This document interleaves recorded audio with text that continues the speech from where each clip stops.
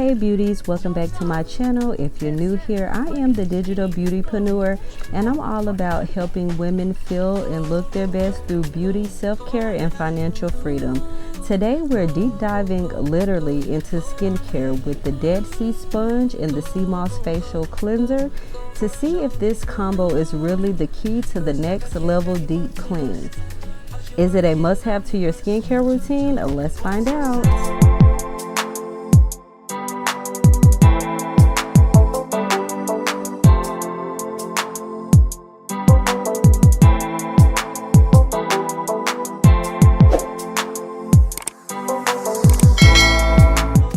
First up, we have the Dead Sea Sponge. It's 100% natural and it's packed with minerals that help exfoliate and detox the skin. When you wet it, it's super soft, but it still gives you a gentle yet effective cleanse. And then we have the Sea Moss Facial Cleanser. It's packed with vitamins and minerals that hydrate, soothe, and strengthen your skin barrier. It's especially great for sensitive and acne-prone skin.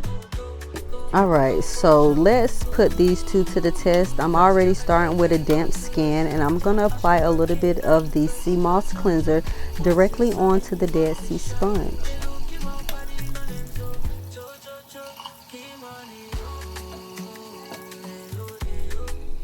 Ooh, this feels amazing. The sponge gives just the right amount of exfoliation without being harsh, and the cleanser has such a lightweight, silky feel.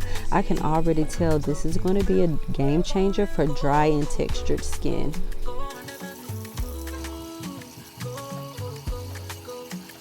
Okay, the moment of truth.